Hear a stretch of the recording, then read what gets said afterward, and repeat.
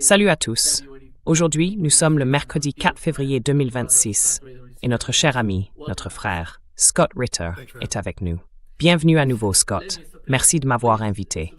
Veuillez vous abonner et cliquer sur le bouton « J'aime » pour nous aider à toucher davantage de personnes.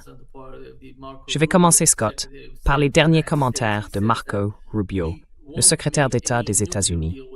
Il dit « Nous ne conclurons aucun accord nucléaire avec l'Iran qui n'inclut pas de limitation de la portée de leurs missiles balistiques, afin qu'ils ne puissent plus menacer Israël. » Je ne sais pas comment nous pouvons considérer ces politiques de Marco Rubio, car il tenait le même discours à propos du conflit en Ukraine. Il a toujours été ce bruit de fond. Vous savez, les négociations, ils essayent de faire quelque chose, de lancer des discussions entre l'Iran et les États-Unis. Mais quand on voit le secrétaire d'État parler de cette manière, il bloque en fait tout, avant même que cela ne commence.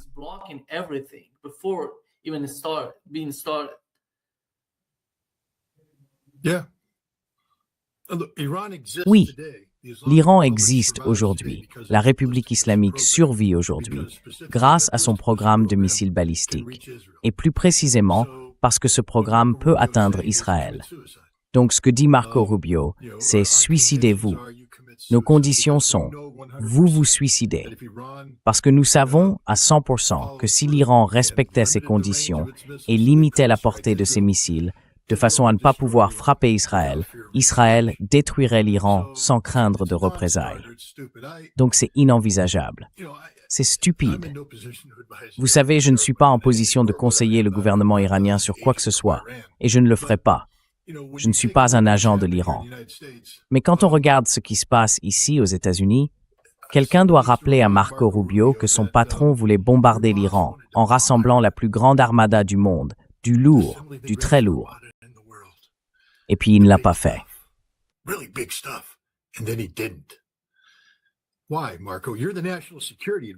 Pourquoi, Marco? Tu es le conseiller à la sécurité nationale, donc tu peux t'impliquer dans la politique intérieure, Marco Rubio. Tu n'es pas seulement le secrétaire d'État. Et tu sais pourquoi.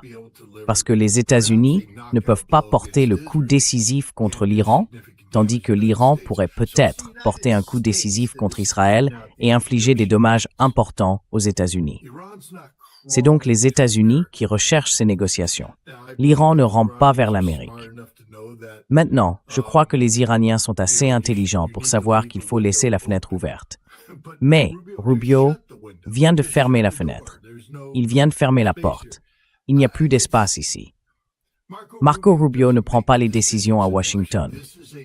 C'est une suite d'événements dictés par des considérations politiques, provoquées non pas par ce qui se passe dans la région, mais par ce qui se passe dans le pays.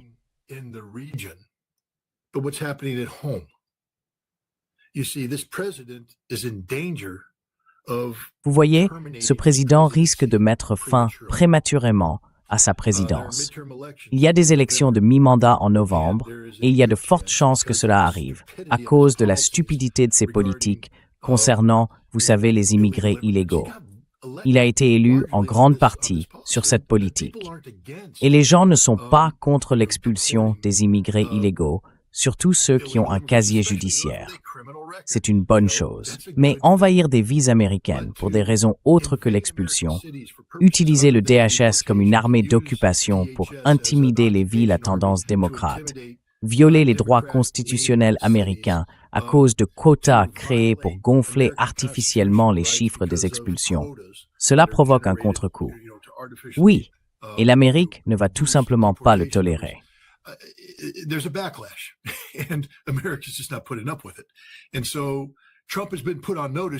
Et donc, Trump a été mis en garde. Tu vas perdre les élections de mi-mandat, tu vas perdre la Chambre des représentants. Et quand tu perdras la Chambre, tu seras destitué tous les jours de la semaine pour le reste de ta présidence. C'est la fin de ta présidence. Maintenant, imagine que tu prennes ce sentiment qu'il essaie de surmonter en ce moment pour adoucir ses politiques, pour leur donner un autre visage, une autre tournure. Tu combines cela avec l'homme qui a dit « Je ne suis pas un président de guerre, je suis un président de paix. Je veux m'éloigner, Je veux désengager l'Amérique du piège du Moyen-Orient, où nous restons coincés dans des conflits qui durent des générations, coûtent des milliers de milliards de dollars et n'aboutissent à rien d'autre qu'à des Américains morts.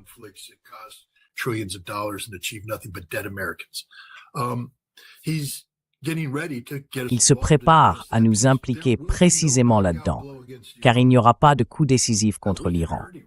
Nous pouvons faire du mal à l'Iran, bien sûr que nous le pouvons, mais l'Iran peut aussi nous faire du mal. Et le seuil de douleur établi par certains en Iran est de 500 Américains morts. Ils disent en gros que si cela se produit, il faut tuer 500 Américains. Et ce sera un seuil de douleur que Donald Trump et l'Amérique ne toléreront pas. Eh bien, en tant qu'ancien membre des Marines des États-Unis et attaché à ces hommes et ces femmes qui nous servent, je ne veux pas voir 500 Américains morts, surtout dans une guerre de choix. L'Iran ne nous attaque pas.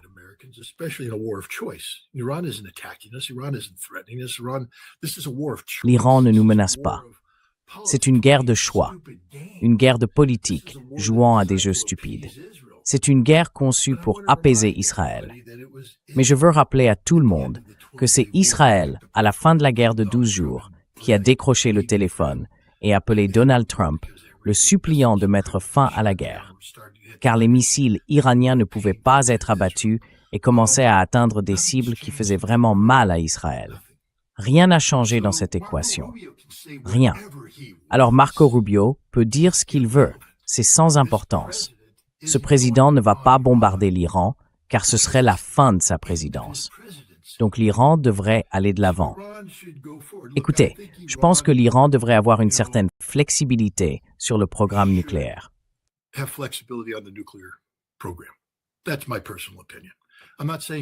C'est mon opinion personnelle. Je ne dis pas qu'il faut y renoncer. Je dis simplement qu'il faut être réaliste. Vous savez, si vous pouvez amener les États-Unis à accepter un programme nucléaire et oublier Marco Rubio, un programme nucléaire signifie un programme nucléaire, pas des missiles balistiques. Je veux dire, la manière de gérer les missiles est simple. Si j'étais les Iraniens, je dirais « Oui, vous voulez en parler? Très bien.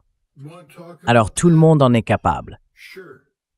Quand vous éliminerez la capacité d'Israël à frapper l'Iran, nous pourrons éliminer notre capacité à frapper Israël. C'est clair et net.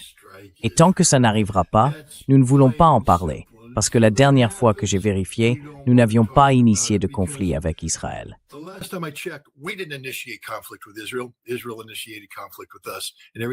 Israël a initié le conflit avec nous, et tout ce que nous avons fait était de nature défensive. Mais les Iraniens ne veulent pas claquer la porte au nez des États-Unis, car cela créerait un problème politique. Il y a donc un problème politique. Le président ne peut pas expliquer au peuple américain pourquoi il bombarderait l'Iran. Toute la fiction concernant le massacre de 60 000 Iraniens dans les rues a été exposée comme une invention et ne résistera à aucun examen. L'Iran ne nous menace pas, ne nous attaque pas, rien de tout cela. Mais si l'Iran dit « nous refusons de parler des questions nucléaires », point final, cela ferme la porte.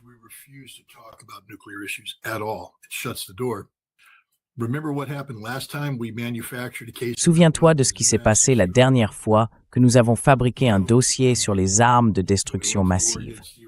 Tu sais, quand nous sommes partis en guerre contre l'Irak, cela n'a-t-il pas donné au président une justification qui pouvait, du moins en théorie, rallier le peuple américain autour de lui? Je ne pense pas que ce serait le cas, mais cela change l'équation politique intérieure. Tout cela concerne la politique intérieure, la politique américaine. Tout tourne autour des élections de mi-mandat. Et maintenant, Donald Trump se positionne pour réussir lors de ces élections afin que sa présidence puisse survivre. Une guerre avec l'Iran, une guerre d'agression non provoquée, une guerre de choix serait désastreuse pour ce président, car il ne la gagnera pas. Tu sais, c'est un tyran.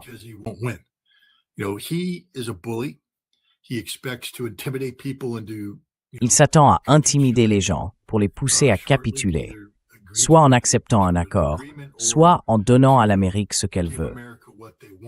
Quand les gens se lèvent et disent qu'ils sont prêts à se battre, surtout une nation comme l'Iran qui a fait preuve de ses capacités, Trump ne veut pas de ce combat parce qu'il ne veut pas en payer le prix.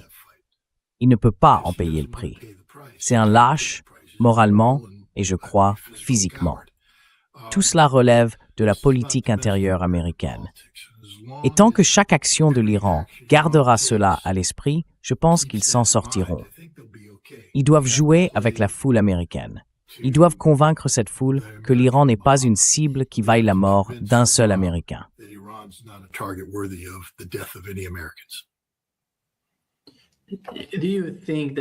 Penses-tu que si Donald Trump, supposons-le, décidait de parler et que les négociations avançaient d'une manière ou d'une autre, Israël, comme ils l'ont dit hier et avant-hier, attaquerait l'Iran unilatéralement, peu importe que les États-Unis participent ou non?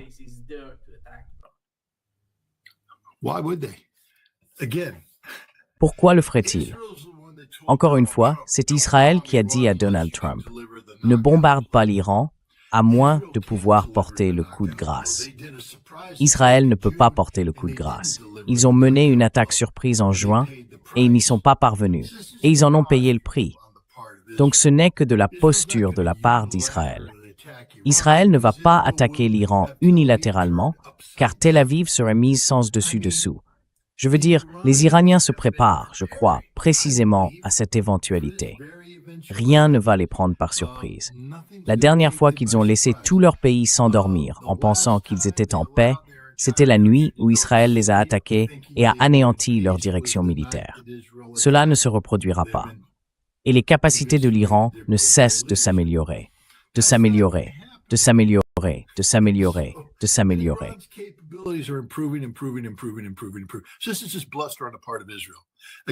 Donc ce n'est que du bluff de la part d'Israël. Encore une fois, si j'étais l'Iran, j'ignorerais simplement cela, ou je publierais une déclaration disant que si Israël attaque, nous détruirons Israël. Point final. Cette fois, il n'y aura pas de clémence. Nos premières cibles seront toutes vos infrastructures critiques. Les lumières s'éteindront et ne se rallumeront jamais.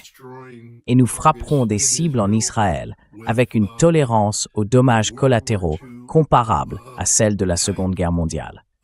Autrement dit, l'époque où l'on évitait délibérément les victimes civiles est révolue. C'est un combat existentiel avec Israël. Vous avez tué quoi? 900 Iraniens dans votre attaque aérienne pendant la guerre de 12 jours. 900 civils iraniens tués par les Israéliens. Dites simplement aux Israéliens que les gants sont retirés. Vous n'y allez pas en douceur.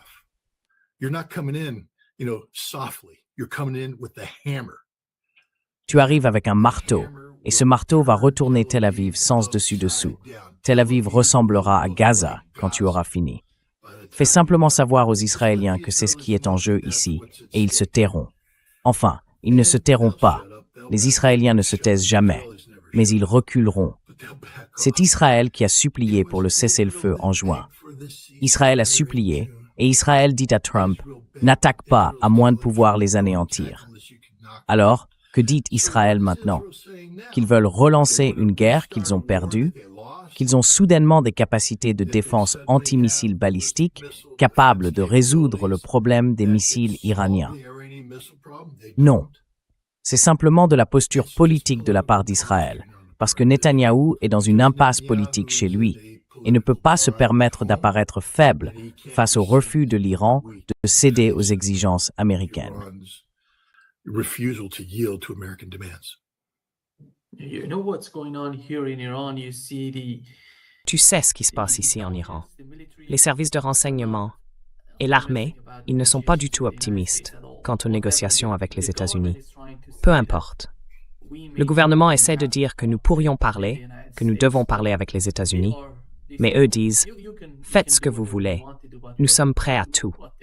Dans le pire des cas, si les États-Unis décident, ou si Israël veut, nous attaquer, nous sommes prêts à réagir immédiatement. Immédiatement.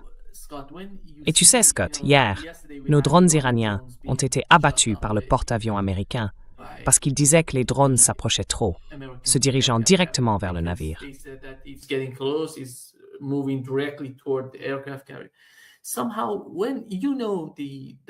D'une certaine manière, quand on connaît la dynamique de ce type d'interaction, quand tout est confus et un peu chaotique, La moindre erreur peut déclencher une nouvelle guerre, une nouvelle escalade. C'est pourquoi je ne suis pas satisfait de cette situation. Personnellement, je ne suis pas satisfait. Je ne veux aucune forme de guerre entre les États-Unis et l'Iran. C'est pourquoi je pense pouvoir comprendre ce dont parlent les militaires et les services de renseignement. Et d'un autre côté, je comprends parfaitement la position du gouvernement lorsqu'il s'agit de négocier avec les États-Unis.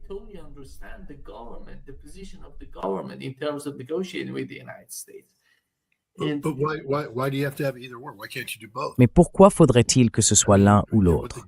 Pourquoi ne pas faire les deux? Ce que le gouvernement dit, c'est qu'en ce moment, les États-Unis ne peuvent pas nous attaquer politiquement, car les conséquences politiques d'une telle attaque seraient désastreuses pour le président. Ce que nous ne voulons pas faire, en revanche, c'est lui donner un prétexte politique pour nous attaquer. Et la façon d'éviter cela, c'est d'engager des négociations. Mais en même temps, trompe-moi une fois, honte à moi, trompe-moi 2 fois, je ne me ferai plus avoir. Tu ne vas pas baisser la garde. Ton armée doit rester en alerte maximale. Tes services de renseignement doivent surveiller les signes d'une attaque sans se laisser endormir par un faux sentiment de sécurité. C'est ce qui est arrivé à l'Iran la dernière fois.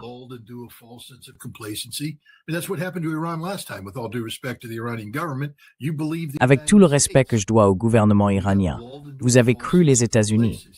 Vous vous êtes laissé bercer par un faux sentiment de sécurité. Vous pensiez être sur la voie de la négociation, mais c'était un piège depuis le début. Donc maintenant, je pense que les services de renseignement doivent toujours partir du principe que c'est un piège. C'est un piège. Vous êtes en train d'être piégé. Et votre armée doit être prête à riposter avec un coup décisif dès qu'une attaque survient. Pas d'attaque progressive. Rien de tout cela. Ce serait jouer le jeu de l'adversaire. Quand l'autre camp enfile les gants et lance le coup, mettez le KO. C'est ainsi qu'ils doivent se comporter. Mais comprenez bien que l'Iran ne gagnera pas un conflit avec les États-Unis. Vous ne gagnerez pas.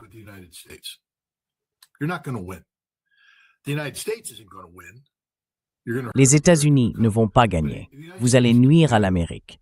Mais les États-Unis peuvent infliger un niveau de dégâts que l'Iran ne veut pas subir. L'Iran a vu ce qui se passe avec les munitions à guidage de précision.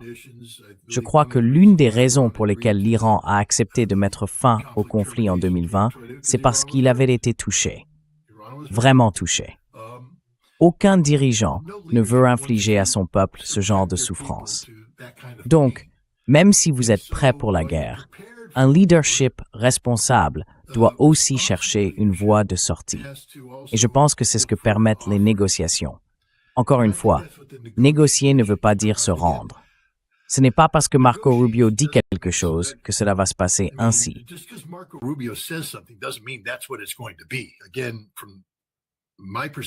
Encore une fois, de mon point de vue, les Iraniens ont ici toute l'attitude pour dire à Rubio de se taire et d'aller se faire voir. Parce que tu sais, si Rubio ne veut pas la paix, alors il aurait dû nous bombarder hier. Mais il ne nous a pas bombardés hier. Et il y a une raison pour laquelle il ne l'a pas fait. C'est qu'il ne peut pas nous bombarder et gagner. Il n'est pas prêt à en payer le prix. Et si j'étais les Iraniens, je serais aussi direct. Marco Rubio, tu n'es pas prêt à payer le prix d'une guerre. Alors arrête de parler le langage de la guerre et commence à parler celui de la paix. Nous voulons la paix. Nous voulons trouver un moyen d'y parvenir. Mais nous savons, et tu le sais aussi, que si nous abandonnions nos missiles balistiques, tu nous bombarderais le lendemain. C'est comme ça, Marco. Nous le savons. Tu le sais.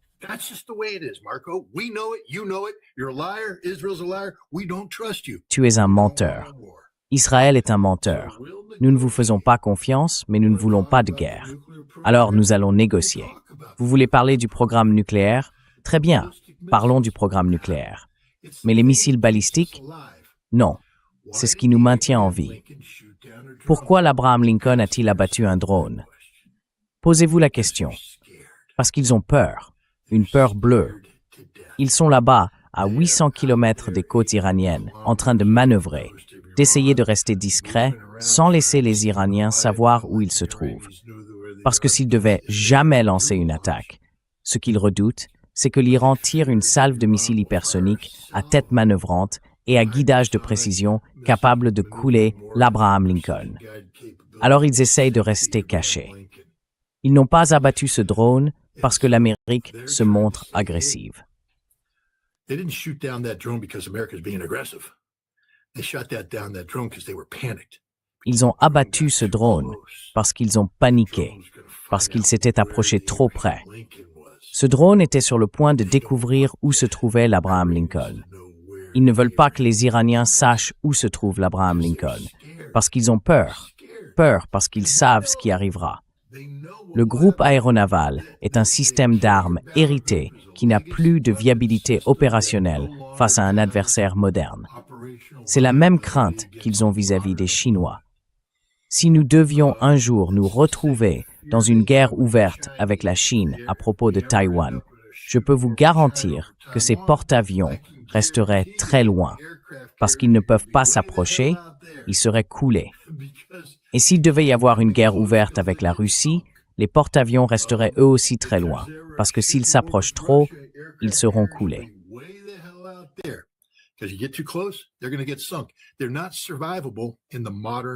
Ils ne sont pas viables dans l'environnement moderne face à un ennemi équipé d'armes de déni de zone. Et c'est bien sûr ce que possède l'Iran.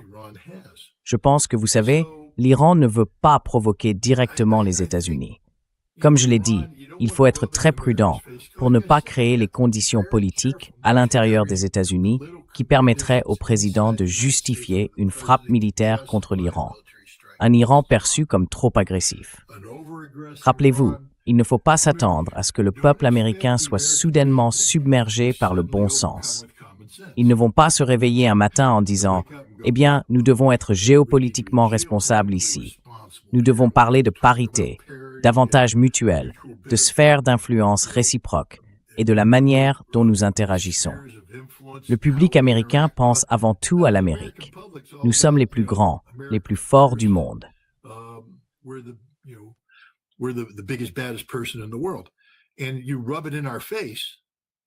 Et vous nous le jetez à la figure, vous savez. Et la prochaine chose que vous savez, c'est qu'une bagarre éclate. Je ne pense pas que l'Iran veuille se battre, donc les négociations sont un bon moyen d'éviter cela. Mais l'Iran dispose d'un tas de leviers de négociation. Avant tout, Donald Trump ne peut pas bombarder l'Iran sans perdre les élections de mi-mandat. C'est ce que dictent les conditions actuelles. S'il bombarde l'Iran, il perd les élections de mi-mandat et il pourrait perdre le Sénat, ce qui signifie qu'il pourrait être condamné et ensuite aller en prison. Voilà où nous en sommes. Je suis désolé de le dire. Iran, votre avenir dépend de la viabilité politique d'un président en échec. Mais c'est ainsi que les choses se passent. C'est le monde dans lequel nous vivons. L'Iran devrait comprendre cela et ajuster ses politiques en conséquence.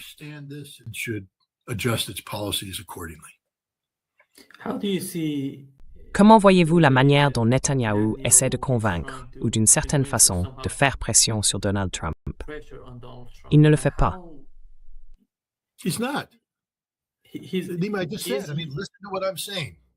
Écoutez ce que je dis. Israël n'attaquera pas l'Iran parce qu'Israël ne peut pas attaquer l'Iran. Les États-Unis n'attaqueront pas l'Iran parce que les États-Unis ne peuvent pas attaquer l'Iran.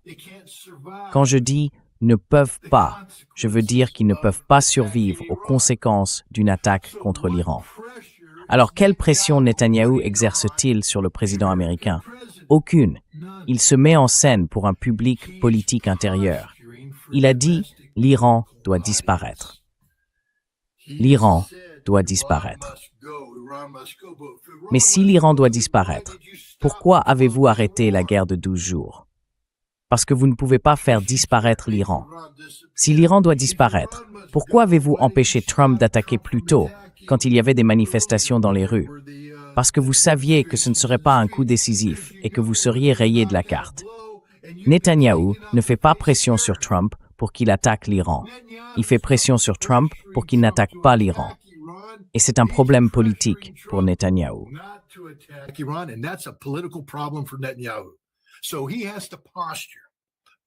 Donc, il doit adopter une posture publique pour faire croire aux gens qu'il est un dur, un méchant, que si aucune attaque n'a eu lieu contre l'Iran, c'est parce que les Américains ne veulent pas la mener. Il ne va pas dire la vérité, à savoir qu'il a une peur bleue des conséquences d'une frappe contre l'Iran sans éliminer la direction du pays. Du point de vue israélien, si l'on ne peut pas mettre l'Iran hors jeu en 3 à 5 jours, hors jeu, signifiant que le régime est tombé, alors il ne faut pas le faire. Il ne faut pas frapper le roi si l'on ne peut pas tuer le roi. Et pour l'instant, ni Israël ni les États-Unis ne peuvent tuer le roi. Ainsi, Netanyahou ne fait pas pression sur Trump pour qu'il fasse quoi que ce soit d'autre que de ne pas bombarder l'Iran, car il ne pourrait pas survivre à cela, à cause des missiles. C'est pour cela que Rubio veut que les missiles disparaissent. Je veux dire, c'est ces missiles qui ont sauvé l'Iran.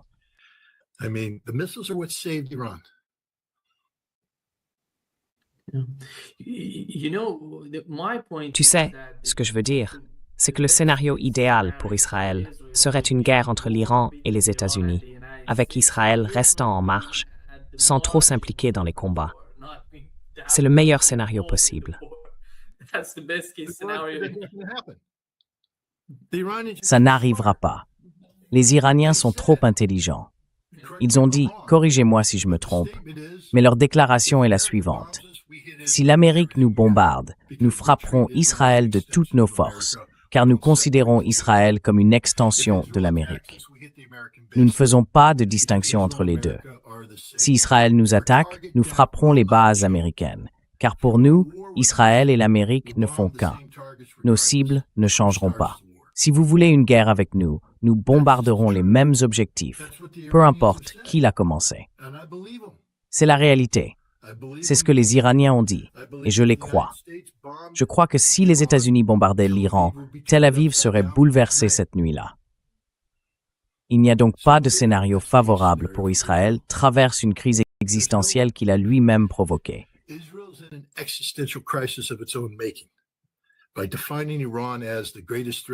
En définissant l'Iran comme la plus grande menace au monde pour Israël, et donc comme une menace qu'il faut éliminer, ils ont en réalité permis qu'une seule solution soit politiquement acceptable.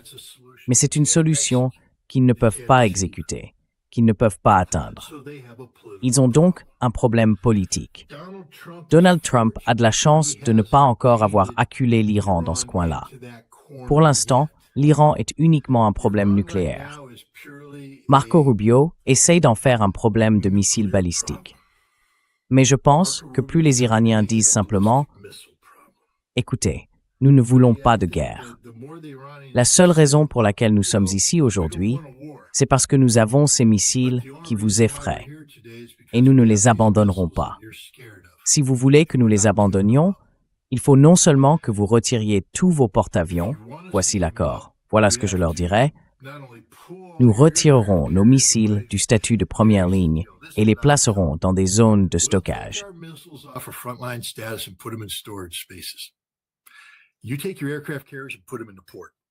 Vous mettez vos porte-avions au port, et ensuite, lorsque vous désarmez vos porte-avions, nous désarmerons nos missiles. En attendant, nous voulons des inspecteurs sur le terrain en Israël pour s'assurer que tous leurs avions ont été limités afin qu'ils ne puissent pas parcourir de longues distances. Nous ne voulons aucun avion israélien capable d'atteindre l'Iran. Et par atteindre l'Iran, je veux dire qu'ils ne doivent pas pouvoir pénétrer en Irak et tirer leurs missiles à distance. Ainsi, vous éliminez la capacité de frappe à longue portée d'Israël de manière vérifiable. Vous éliminez votre propre capacité à le faire. Et ensuite, nous nous débarrasserons des missiles. C'est juste, non? Parce que toute autre solution reviendrait simplement à préparer la destruction de l'Iran. La seule raison pour laquelle l'Iran existe aujourd'hui, c'est son programme de missiles balistiques à longue portée. C'est tout. C'est la seule raison. Et y renoncer sans exiger d'autres changements serait un suicide.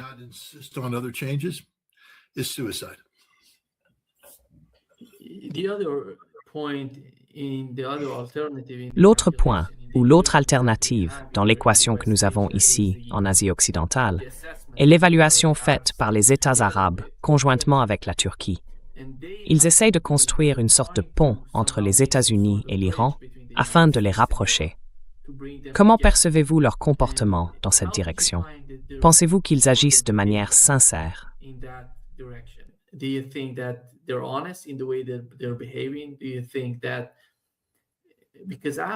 Penses-tu que, parce qu'après tout, personne, à mon avis, personne ne se réjouirait d'une nouvelle escalade entre les États-Unis et l'Iran en Asie de l'Ouest, parce que cela serait une dévastation totale pour toute la région. Ce n'est pas seulement une affaire entre l'Iran et les États-Unis. Toute la région serait, d'une manière ou d'une autre, dévastée par la guerre.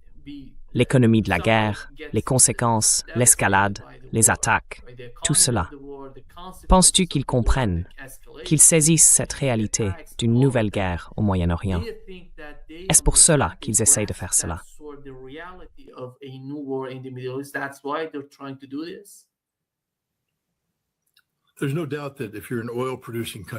Il ne fait aucun doute que si vous êtes un pays producteur de pétrole, vous comprenez les conséquences d'une attaque américano-israélienne contre l'Iran qui s'étendrait à des frappes sur les infrastructures énergétiques iraniennes. L'Iran détruirait alors la capacité de production pétrolière de l'Azerbaïdjan, de l'Arabie saoudite et du Koweït. Il détruirait probablement les Émirats arabes unis. Tout le monde en somme. Il provoquerait une crise énergétique. Il faut donc garder cela à l'esprit. Les Saoudiens, vous savez, essayent de plaire à tout le monde. Nous savons qu'ils ont entrepris un effort diplomatique concerté pour se rapprocher de l'Iran, qu'il y a eu des contacts de haut niveau et qu'ils cherchent à instaurer la stabilité régionale. Nous savons aussi qu'à l'heure actuelle, l'Arabie saoudite dépend des États-Unis pour sa sécurité. Ils n'ont pas encore réussi à s'en affranchir.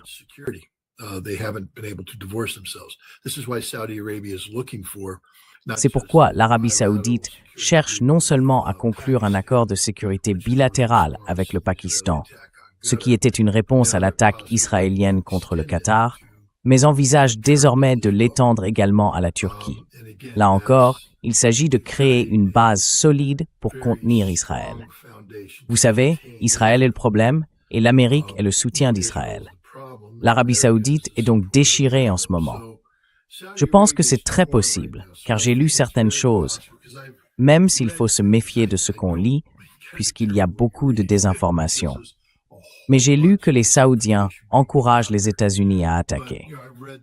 Je sais aussi que l'Arabie saoudite continue de fournir des bases pour les avions militaires américains. Ils disent qu'ils n'autoriseront pas l'utilisation de leurs bases, mais ils ont déjà menti par le passé.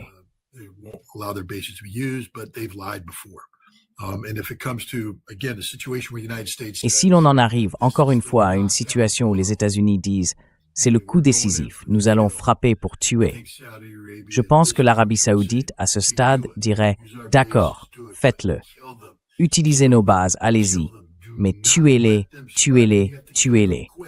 Ne les laissez pas survivre. Et il faut les éliminer rapidement, car sinon, ils s'en prendront à nos champs pétrolifères, et ce serait une très mauvaise nouvelle pour nous. Je pense donc qu'il existe ce sentiment en Arabie saoudite, et peut-être dans d'autres pays également. La Turquie est intéressée. Le corridor de Zangezur, vous vous en souvenez? C'était une grande crise entre la Turquie, l'Azerbaïdjan, l'Arménie et l'Iran. Et l'Iran a dit, si vous construisez le corridor de Zangezur, nous ne resterons pas les bras croisés. Cela pourrait mener à la guerre et à tout le reste. Tom Barrack était impliqué dans cette affaire. C'était le corridor de Trump, le corridor de la paix de Trump.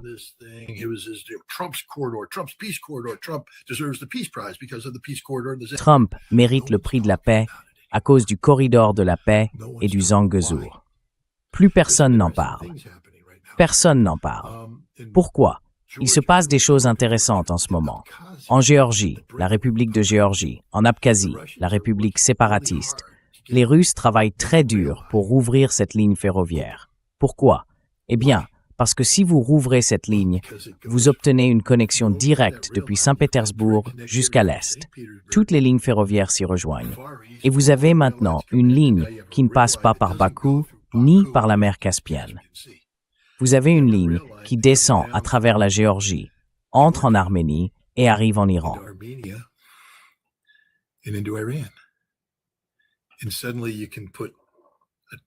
Et soudain, on peut charger un train de marchandises à Saint-Pétersbourg et l'acheminer jusqu'à Chabahar, d'où il rejoint l'océan Indien. Les produits chinois peuvent faire la même chose. Et la Turquie est désormais d'accord avec cela. Vous voyez, la Turquie cherchait auparavant à établir ce corridor qui traverse l'Arménie et rejoint l'Azerbaïdjan pour atteindre l'Asie centrale. Mais la Turquie ne joue plus à ce jeu-là. Pourquoi? Israël. Je pense que la Turquie reconnaît désormais qu'il existe une menace plus grande venant d'Israël et des États-Unis, qui exerce des pressions sur les États arabes pour les pousser vers une sorte d'accord à la manière des accords d'Abraham. Certains Israéliens ont même déclaré que la Turquie représentait une menace stratégique plus importante pour Israël que l'Iran.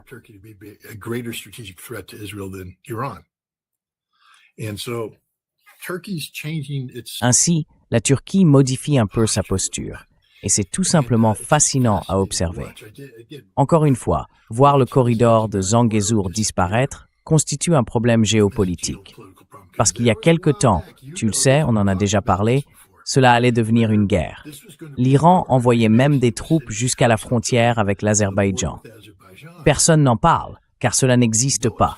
Personne n'essaye de le faire advenir. Au lieu d'aller d'ouest en est, cela se fait du nord au sud. Et les Russes font actuellement des choses en Abkhazie dont personne ne parle. C'est bien en dessous des radars, mais ils travaillent avec les Abkhazes et les Géorgiens pour rouvrir cette ligne ferroviaire, car c'est un véritable bouleversement stratégique.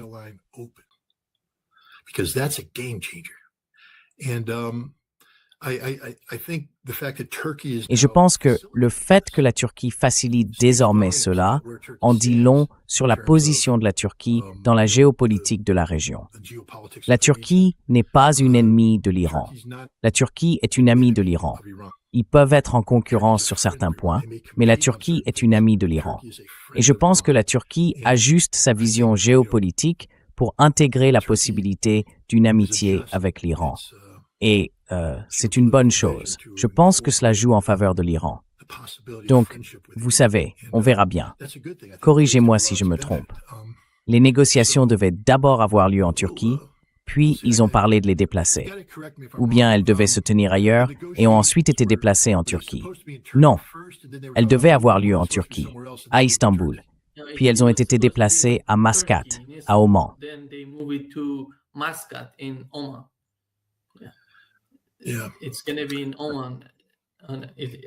Ça va se passer à Oman. Si je ne me trompe pas, ils vont se parler vendredi. Je ne sais pas si ce seront des discussions directes. Même s'ils parlent de se rencontrer directement, cela reste dans le cadre du Golfe, avec, tu sais, le ministre des Affaires étrangères iranien, Abbas Araghchi. Et je pense, Scott, que ce qui est arrivé à l'Iran, eh bien, tu sais, j'ai été en dehors de l'Iran pendant plus de 12 ans. Puis je suis revenu et j'ai vu ce qui se passait avec cette manipulation interne venue de l'extérieur. Ils essayaient de tout manipuler ici. Le résultat de ce qui s'est passé ces derniers mois, on peut voir à quel point l'Iran se rapproche de la Russie. Quand tu vois le chef du Conseil de sécurité iranien, qui est littéralement l'une des personnes les plus proches du guide suprême, aller en Russie, discuter avec la Russie, parfois, n'est-ce pas?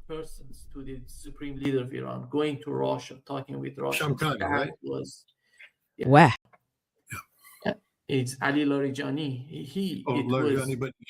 C'est Ali Larijani. Ah, Larijani. Mais Shamkhani est, tu sais, l'un des experts militaires. Et il a beaucoup d'expérience parce qu'il a participé à la guerre contre l'Irak. Et il fait partie de ce conseil, l'un des conseillers du guide suprême de l'Iran. Oui, c'est ça. Ouais, d'accord, ouais. Et mais Ali Larijani, c'est le chef du Conseil de sécurité. Et il est vraiment important, l'une des figures les plus importantes en ce moment. Et tu sais ce qui est drôle? Il n'occupait pas ce poste avant que la guerre impliquant l'Iran éclate. Puis il est arrivé, et il a changé les choses.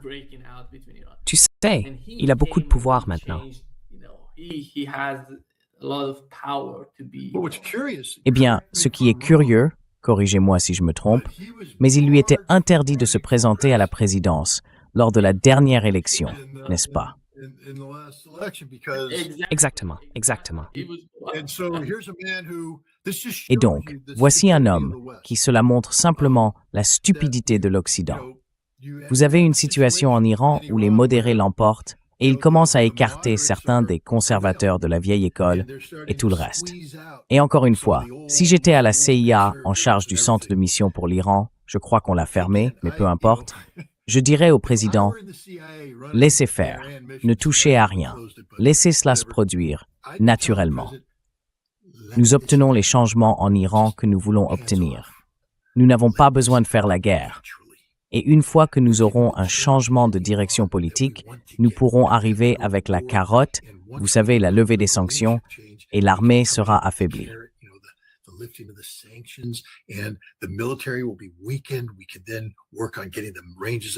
Nous pourrons ensuite travailler à réduire la portée des missiles. Nous pouvons obtenir tout ce que nous voulons en laissant l'Iran faire cela par lui-même. Je vais les bombarder. Très bien. Vous les avez bombardés. Et Ali Larijani, qui avait été interdit de se présenter à la présidence, est maintenant l'une des personnes les plus puissantes d'Iran, l'une des plus influentes. Je ne l'ai jamais rencontré, mais je l'ai étudié. C'est un acteur rationnel. Ce n'est pas un acteur irresponsable. C'est un acteur rationnel. Mais je ne le qualifierais pas de modéré ou de libéral. Alors, son frère n'est-il pas un haut responsable du pouvoir judiciaire? Isn't his brother some big official in the judiciary? Yeah, exactly. His brother was one of the. Oui, exactement, exactement. Son frère, c'était Sadek, oui. Et lui, tu sais, il n'est pas du tout libéral. Mais en ce moment, le point que j'ai soulevé, son voyage en Russie, était tellement important à mon avis, parce qu'il montre à quel point la relation entre l'Iran et la Russie est en train de se transformer d'une manière que je n'aurais jamais imaginée auparavant, qui deviennent aussi proches. Et toi, Scott, comment tu vois ça? Tu te souviens, on parlait du conflit en Ukraine depuis si longtemps, plus de 4 ans. On en parlait avant et après la guerre. Et on disait toujours que la Russie se rapprochait de la Chine. Maintenant, on voit le même schéma se reproduire avec l'Iran. Je vois ça se produire, et c'est vraiment incroyable de voir ces deux pays se rapprocher de plus en plus, surtout compte tenu de leur histoire. Especially given the history. Especially given the history. I mean, Surtout compte tenu de l'histoire. Je veux dire, vous savez, pas seulement l'histoire de, vous savez, l'époque du Far West, de la période coloniale, avec la Russie impériale qui se déchaînait à travers la Perse affaiblie, vous voyez, l'occupation soviétique de l'Iran pendant la Seconde Guerre mondiale et les efforts de certains, au moins au sein de l'Union soviétique, pour détacher le nord de l'Iran et en faire une république soviétique. Et puis, il y a aussi, de manière générale, quand j'étais dans les marines, j'étais affecté à la force de déploiement rapide. La 7e brigade amphibie des marines en était la composante.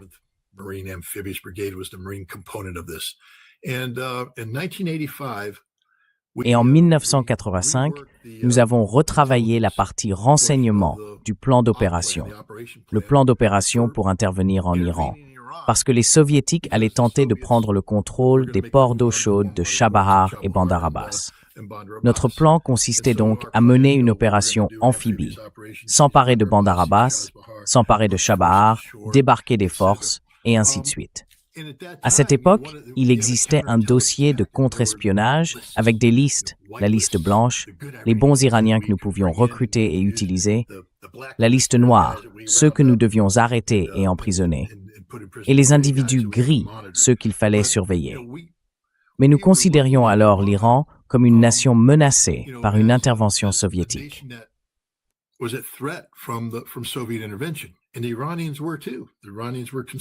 Et les Iraniens l'étaient aussi. Les Iraniens se préoccupaient de cela, de ce qui se passerait si les Russes tentaient de s'emparer des ports d'eau chaude. Jusqu'en 1968 ou 1969, l'Iran faisait partie du CENTO, l'organisation du traité central, avec l'Irak, la Turquie et d'autres. Quand j'étais en Turquie, mon père était conseiller auprès de l'armée de l'air turque, et vous savez, il y avait ce lien avec l'Iran. Nous avions un tournoi de basket au lycée, le lycée George C. Marshall, et le CSTL, je ne me souviens plus de ce que ça signifiait, Mais c'était un tournoi où nous invitions des équipes de Grèce, toutes les écoles américaines, et des équipes turques venaient aussi. Et nous avions 2 équipes d'Iran qui participaient, Isfahan et Téhéran.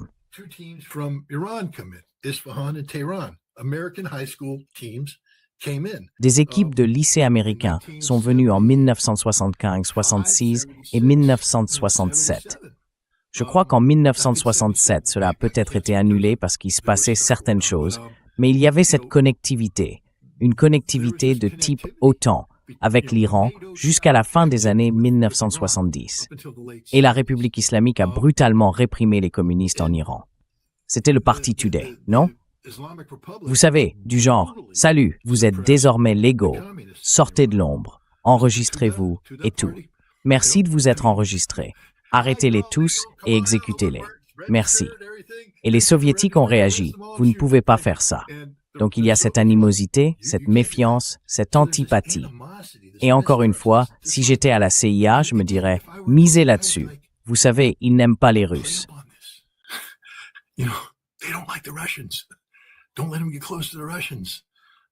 Ne les laissez pas s'approcher des Russes. Vous savez, ne laissez pas cela arriver. Et pourtant, nous avons tout gâché. Je veux dire, même lorsqu'ils avaient une cause commune, si vous vous souvenez du début de l'intervention russe en Syrie, les Russes tiraient des missiles de croisière lancés depuis les airs qui frappaient des cibles de l'État islamique à l'intérieur de la Syrie. Ils ont obtenu la permission des Iraniens de les faire passer au-dessus de leur territoire et même de faire entrer les bombardiers dans l'espace aérien iranien pour larguer les munitions. Puis ils ont obtenu l'autorisation d'atterrir leurs avions sur une base iranienne. C'était en 2015 ou 2016. Et les Iraniens ont dit « Faites-les dégager d'ici. Nous ne voulons pas d'avions russes sur nos bases. »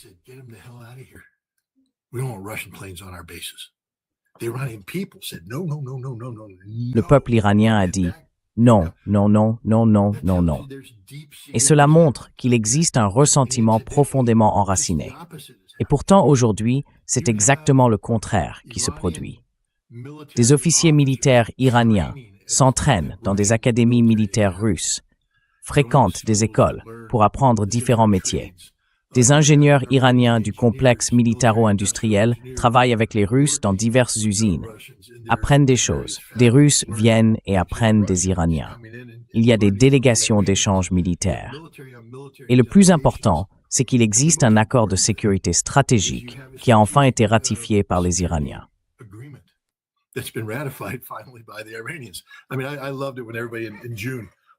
Je veux dire, j'ai adoré quand, en juin, tout le monde demandait « Pourquoi les Russes n'aident-ils pas ?» Parce que les Iraniens n'avaient jamais ratifié l'accord. Donc peut-être que les Russes ne pouvaient pas aider, faute de cadre juridique pour le faire. Maintenant, ce n'est pas un accord de défense mutuelle. La Russie ne va pas accourir et entrer en guerre contre les États-Unis ou Israël s'ils bombardent. Mais il suffit de lire entre les lignes. Comment les Iraniens ont-ils coupé Starlink? Tout seuls? Ou ont-ils été conseillés par des gens qui ont déjà une expérience dans la désactivation de Starlink? Y a-t-il une relation de renseignement, une relation de sécurité? Il n'y en avait pas en juin, parce que les Iraniens n'avaient pas ratifié l'accord. Aujourd'hui, il y en a une.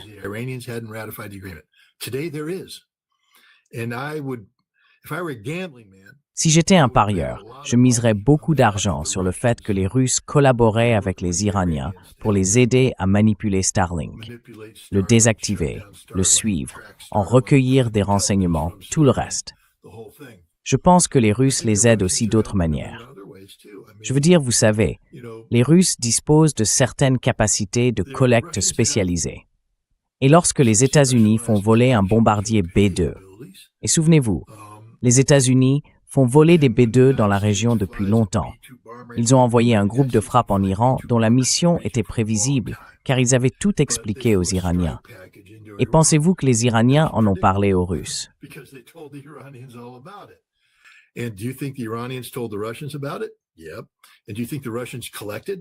Oui. Et tu penses que les Russes ont récupéré les données? Oui. Et maintenant, les informations qu'ils ont collectées sur le profil de vol de ces appareils, Je crois qu'elles ont été transmises aux Iraniens, qui travaillent à développer des contre-mesures. L'une des choses dont Donald Trump doit vraiment se méfier, c'est que si tu envoies des bombardiers B-2 dans l'espace aérien iranien, tu risques d'en perdre un. Parce que les Iraniens ne sont pas idiots. Souviens-toi, ce sont eux qui ont détourné la bête de Kandahar. Tu sais, ce grand drone qui ressemblait à un B-2, qui décollait de Kandahar et survolait Mashhad pour essayer de photographier les sites souterrains secrets où le gouvernement iranien se cache en cas de crise. Ils l'ont détourné.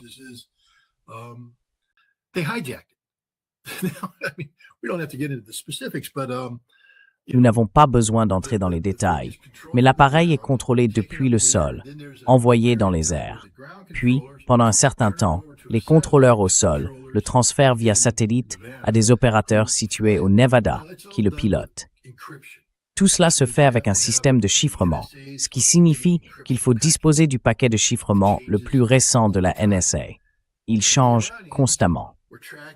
Les Iraniens le suivaient dès son départ, ont compris toute la procédure de transfert et continuaient à le suivre pendant la passation.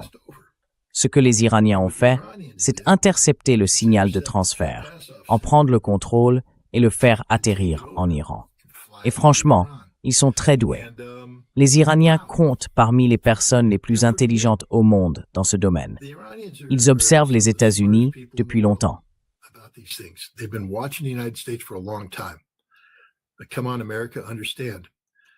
Mais enfin, Amérique, comprenez ceci.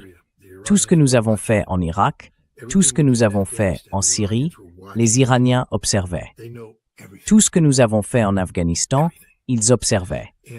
Ils savent tout et ils sont prêts. Cela ne veut pas dire que nous n'avons pas des choses qu'ils ignorent. Bien sûr que si. Cela ne veut pas non plus dire que ce sera une promenade de santé, dans un sens comme dans l'autre. Mais quand on dépense autant d'argent pour un avion, j'oublie le prix d'un B-2. Mais c'est énorme. On ne peut pas se permettre d'en voir un ou deux abattus. Ce qui m'inquiète, c'est que si les États-Unis tentaient de reproduire cette frappe, les Iraniens pourraient être capables d'abattre un ou deux bombardiers B-2, parce que les Russes les ont aidés, et les Chinois aussi.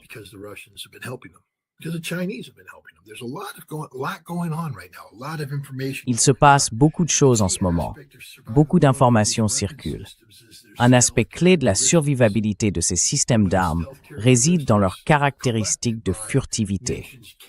Mais lorsque ces caractéristiques de furtivité sont collectées par des nations capables de les analyser et de développer des contre-mesures, les Iraniens sont tout à fait capables, d'une part, de peut-être élaborer leurs propres solutions au problème du B-2, mais surtout de comprendre les solutions qui leur sont fournies par les Russes et les Chinois et d'apporter les ajustements nécessaires ou de recevoir des équipements spécialisés. Les Russes ont peut-être fourni certains équipements spécialisés capables de suivre les avions furtifs. Ce n'est donc plus l'Iran de juin dernier. Je pense que l'Iran d'aujourd'hui est un Iran complètement différent. Et cela s'explique en grande partie par le fait qu'il entretient désormais une relation étroite avec la Russie.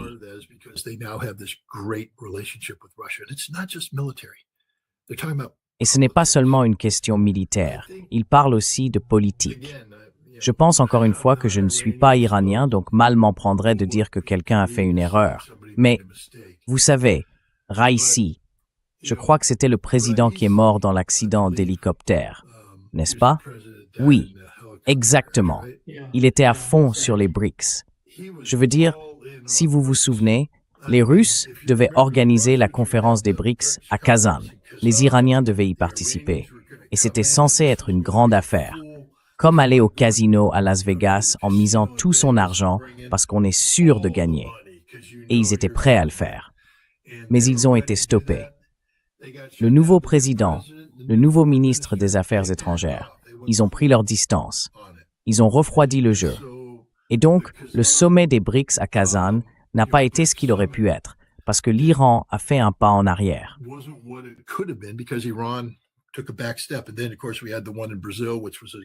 Et puis, bien sûr, il y a eu celle du Brésil, qui a de nouveau été retardée. Non pas retardée par stupidité, mais en raison de son potentiel de performance.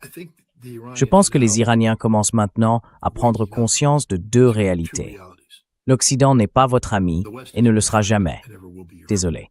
Et deuxièmement, la Russie est votre ami et veut l'être, tout comme les Chinois. Si les Iraniens parviennent à se détacher de l'Occident, auquel ils sont liés depuis si longtemps, et à opérer ce pivot vers l'Est, je ne vois que de bonnes choses pour l'Iran. Je vois de bonnes perspectives économiques, de bonnes perspectives géopolitiques. Mais cela exigera des Iraniens qu'ils changent leur état d'esprit. Vous savez, et c'est difficile, parce qu'il y a ces immenses diasporas en Occident, surtout la diaspora américaine, qui maintiennent encore des liens avec l'Iran. Et vous l'avez dit plus tôt.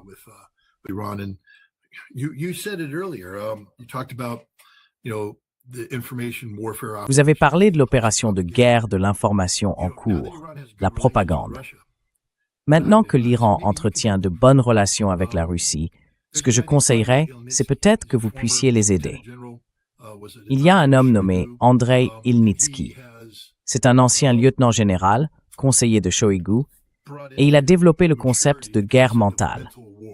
La guerre mentale est une guerre hybride, des techniques utilisées pour faire s'effondrer une société de l'intérieur, sur les plans culturels, intellectuels et psychologiques. Et pour cela, il faut de la connectivité, un flux de données. Le peuple iranien doit comprendre que la CIA, le MI6 et le Mossad utilisent cette connectivité pour les détruire de l'intérieur. C'est ce qu'ils font.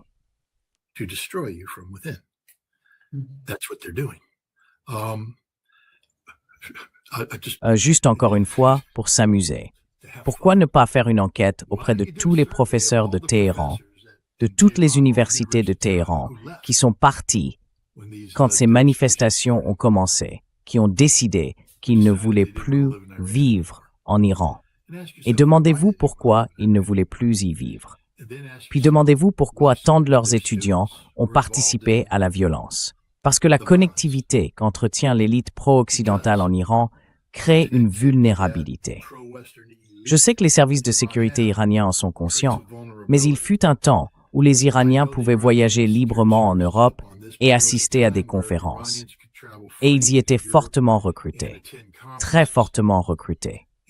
Puis ils revenaient et utilisaient leur influence dans les universités pour recruter à leur tour des gens qui croyaient encore à l'idée que l'Occident est votre ami.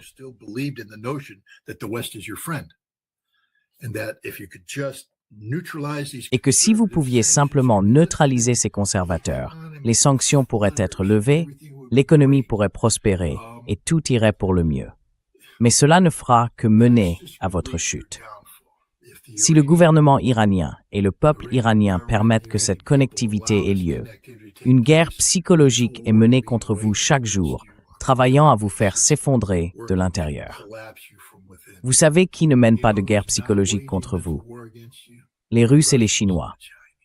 La réponse est tellement évidente, ce que l'Iran doit faire ici. J'ai déjà utilisé cette expression, et je ne veux pas insulter les Iraniens, mais j'appelle cela le syndrome du conjoint maltraité. Vous savez, la femme qui se fait battre par son mari, mais qui revient toujours parce qu'il m'aime. C'est l'Iran et l'Occident. Nous vous frappons, encore et encore. Et vous revenez toujours parce que vous pensez que nous vous aimons.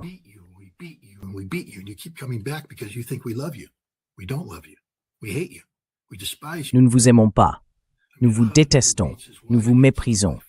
Je veux dire, un mari qui bat sa femme la déteste, la méprise. Il ne l'aime pas. Les États-Unis détestent l'Iran. C'est une haine réelle, viscérale envers l'Iran. Nous ne respectons pas votre culture. Nous ne respectons rien, ni votre religion, ni votre langue. Nous ne respectons aucun aspect de vous. Nous vous rabaissons encore et encore. Et pourtant, les Iraniens continuent de venir vers l'Occident, de se tourner vers l'Occident. C'est le syndrome du conjoint maltraité. Vous devez vous libérer de cela. Vous devez reconnaître que les États-Unis sont votre ennemi, pas votre ami. Et cela ne changera pas avant très très longtemps. Ensuite, vous vous ferez de nouveaux amis, de meilleurs amis. Et je pense que la Russie et la Chine sont de meilleurs amis pour vous.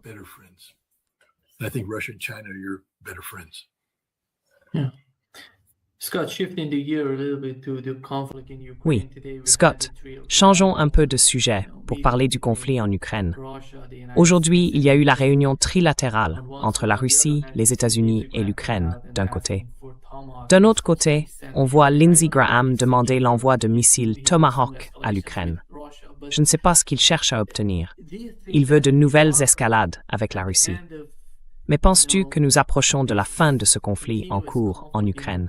Ou vois-tu les négociations se poursuivre, ces discussions interminables qui aboutissent à si peu qu'on ne peut vraiment pas les considérer comme une fin du conflit? so little that cannot be considered as an end to the conflict? Oh, the talks have achieved a lot. Les négociations ont accompli beaucoup de choses, mais il faut comprendre à quoi elles servent réellement. Les négociations ne sont pas, encore une fois, le concept d'un règlement négocié signifie que la Russie a perdu la guerre. Tout le monde doit comprendre que lorsqu'on parle d'un règlement négocié, cela veut dire que le camp qui perd la guerre va soudainement obtenir des choses qu'il ne pourrait obtenir que s'il avait gagné la guerre. Donc, on exige de la Russie qu'elle concède des choses qui ne peuvent être concédées que si elle a perdu la guerre. Or, la Russie n'a pas perdu la guerre. La Russie est en train de la gagner. Ainsi, le but de ces négociations, pour l'instant, est de souligner la réalité et la nécessité de la capitulation ukrainienne. Et chaque fois qu'ils se réunissent et que les Ukrainiens essayent de jouer la carte de la stupidité, la Russie les frappe simplement plus fort.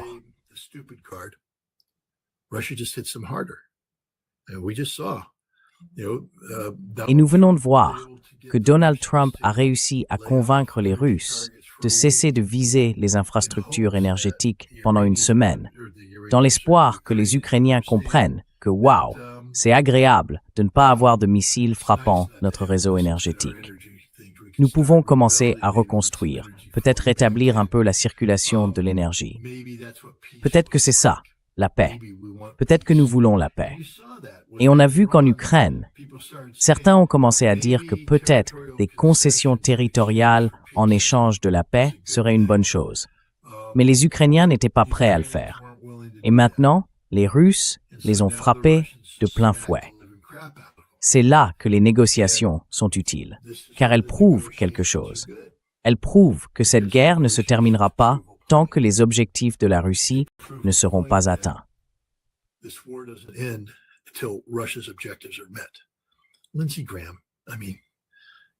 Lindsey Graham, je veux dire, les États-Unis n'envoient pas de missiles Tomahawk à l'Ukraine. Cela n'arrivera tout simplement pas. Lindsey Graham peut bien dire ce qu'il veut, mais c'est comme si Marco Rubio affirmait que l'Iran renoncerait à ses missiles balistiques. Cela n'arrivera pas. Donald Trump ne cherche pas à intensifier ce conflit.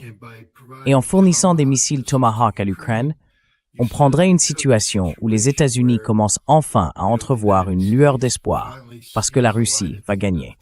Et on prolongerait cette guerre d'une manière qui pourrait dangereusement la transformer en un conflit entre les États-Unis et la Russie.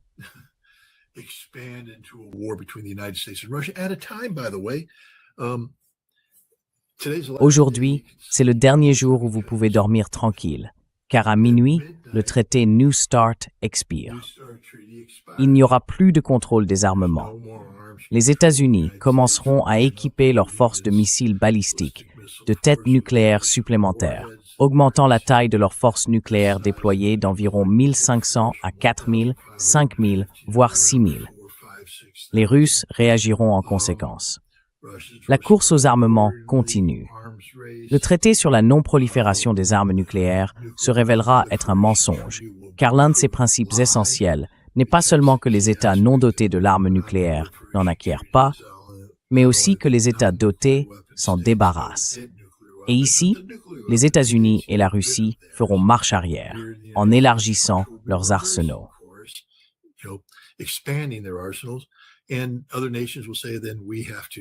Et d'autres nations diront, alors nous devons nous procurer nos propres armes et nous allons assister à une prolifération. Je veux dire, ce sera un monde complètement différent, un véritable Far West. Et plus il y aura de nations possédant des armes nucléaires, plus la probabilité qu'elles soient utilisées augmentera. Donc, super. Et donc, Lindsey Graham veut donner à l'Ukraine des missiles Tomahawk à un moment où il n'existe aucun cadre stratégique de stabilité entre la Russie et les États-Unis. Est-il fou? Eh bien, la réponse est oui. Mais heureusement, je ne pense pas que les personnes qui entourent Donald Trump soient aussi folles. C'est juste le fantasme de Lindsey Graham. Cela ne va tout simplement pas. It's just a Lindsey Graham wet dream. It's just not going to happen. Before wrapping up, Scott, I wanna Avant de reprendre, Scott, je veux te poser une question à propos de l'Europe, parce que l'Europe est tellement confuse. Ils ne savent pas ce qu'ils font, tu vois. Dès qu'il s'agit de la guerre en Ukraine, même au Moyen-Orient, tu as vu Emmanuel Macron, ses messages privés qui ont fuité, disant « Allons-y, nous sommes prêts à attaquer l'Iran. » Mais ensuite, parlons-en. Ignorons le cas du Groenland. Si tu vas aussi loin, tu te fais des ennemis partout. Ce n'est pas seulement une question de Russie et d'Iran. La Chine est en route. Bientôt, la Chine les frappera. Jusqu'où veulent-ils aller dans la création de nouveaux ennemis? Ces pays ne sont pas leurs ennemis. Ils essayent d'en faire leurs ennemis. Mais y a-t-il une quelconque stratégie dans l'Europe d'aujourd'hui? Y a-t-il un pays en Europe prêt à s'opposer à ce genre de politique stupide?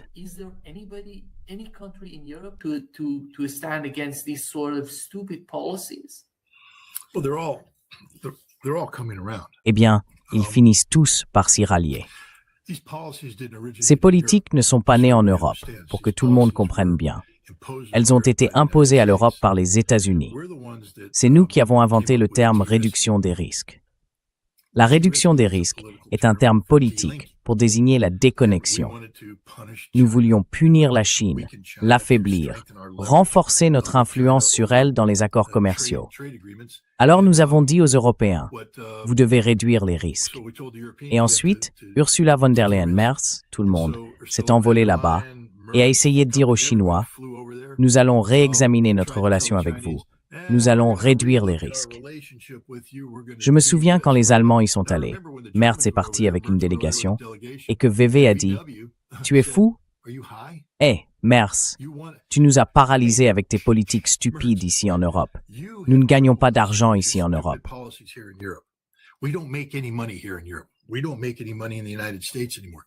Nous ne gagnons plus d'argent aux États-Unis. Le seul endroit où nous faisons des bénéfices, c'est en Chine. Et maintenant, vous voulez que nous réduisions nos risques en Chine, donc que nous ne gagnions plus d'argent. Si vous faites cela, nous disparaissons. Volkswagen n'a-t-il pas déjà disparu? Alors, vous savez, les Européens ont creusé leur propre tombe, mais ils commencent à se réveiller, car le signal d'alarme a été le Groenland. Ils ont soudain compris que la menace n'était pas la Russie, ni la Chine, ni l'Iran. La menace, c'est les États-Unis. De plus en plus de gens le reconnaissent. C'est pourquoi on entend des personnes comme Macron et Merz dire soudainement « Nous avons besoin d'un dialogue avec la Russie ». Souvenez-vous, la dernière fois qu'ils voulaient un dialogue avec la Russie, c'était seulement quand la Russie venait ramper à leurs pieds après avoir été militairement brisée en Ukraine. Eh bien, cela ne s'est pas produit.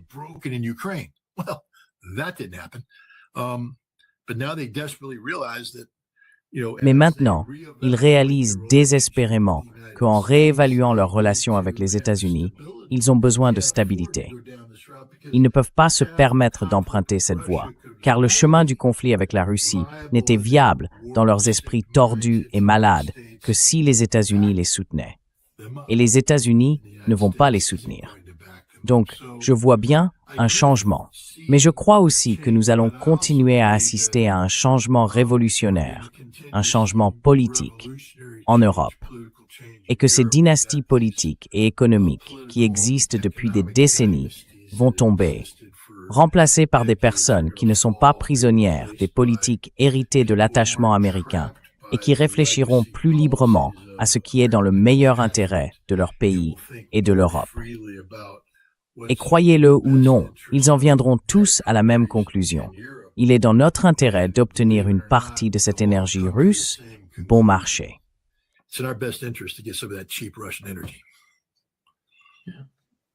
Oui, exactement. Merci beaucoup, Scott, d'être avec nous aujourd'hui. Un grand plaisir. comme toujours. as always. Thanks a lot for having me and stay safe. Merci beaucoup de m'avoir invité et prenez soin de vous. Je veux dire, je suis confiant qu'il n'y aura pas de guerre, mais on ne sait jamais.